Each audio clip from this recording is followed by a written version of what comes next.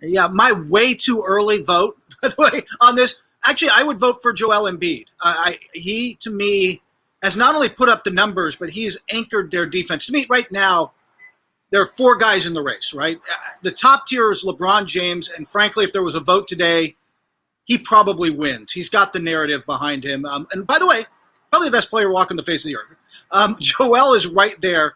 And then I think there's half a step back to Jokic and Kevin Durant. Then after that, it gets really wide open. In Embiid's case, the Sixers have to stay, if not on top of the East, one of the top 2-3 slots. I mean, we know, look, Milwaukee's going to win a lot of games. Brooklyn's going to win a lot of games. They've got to be up in that mix tight. And then he's got to continue to not only put up numbers, but anchor that defense and be – look, it's what won Giannis the award for me last year. I don't know that he was better than LeBron offensively, but he's so good defensively that you got to factor that in. You've got to factor in how important he was on both ends. I think that's one of Joel Embiid's strengths in this race. LeBron James is a very good defender, and frankly, the Lakers probably have statistically right now, they have a better team defense than Philly. But Anthony Davis is the guy who anchors that, right? Like, I don't want to say take anything away from LeBron, but Anthony Davis is the anchor of that defense and the guy that makes everything work. That's who Joel Embiid is for Philadelphia, even with the other guys around him. And if as long as he does that and keeps putting up the numbers and knock on wood stays healthy, to me, he can do it. What's the biggest? You mentioned narrative. What's the biggest hurdle outside of his health that Joel Embiid faces in winning this award? The narrative issue. Look, for a lot of voters, LeBron James is going to be the default choice if he keeps playing this way, because he was second last year, and then he went into the playoffs and reminded everyone he's the best player walking the face of the earth. And you can argue that maybe Kevin Durant can get back to that level, or Giannis can find a way up there. Right now, it's LeBron James. He proved it last playoffs, and there's a certain, hey, look what he did in Los Angeles. He should, I don't want to say be rewarded for that.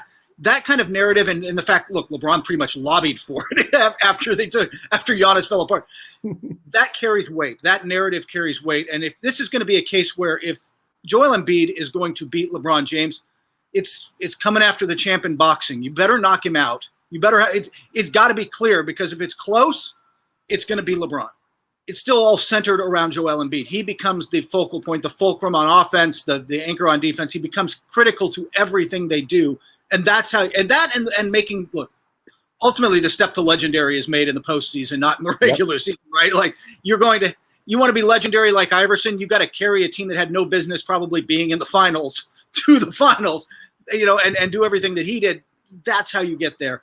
Embiid's still got to do some of that, but he is capable of taking that step. And this team feels like, in an East with a lot of question marks on every team, it feels like a team that can answer its questions and get there. So far, it has answered them better than Brooklyn has about its defense or anybody else, right? Milwaukee can't answer any questions to the playoffs. I think it wouldn't be Embiid. Voters tend, and I'm guilty of this, voters tend to gravitate towards big men in the paint because you can see their impact in a way that, you can. It's easy to watch Aaron Donald get a bunch of sacks for the Rams because the defense is the only part of that team that was any good. But it's easy to watch Aaron Donald get a bunch of sacks for the Rams and not think about, hey, that corner that locked guys down did stuff. Like, you don't. The perimeter is a little tougher.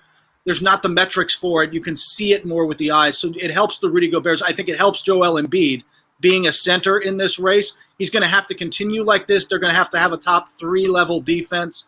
And then, again, it comes back to who else is in the race and narrative and a lot of things. Anthony Davis is going to be in there. Kawhi Leonard's going to be in there. Giannis Antetokounmpo didn't forget how to defend. There's still going to be other guys in this mix.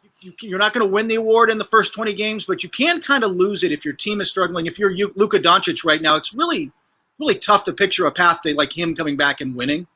Embiid has at least framed himself to be in the conversation, and that's all you can do to start the season.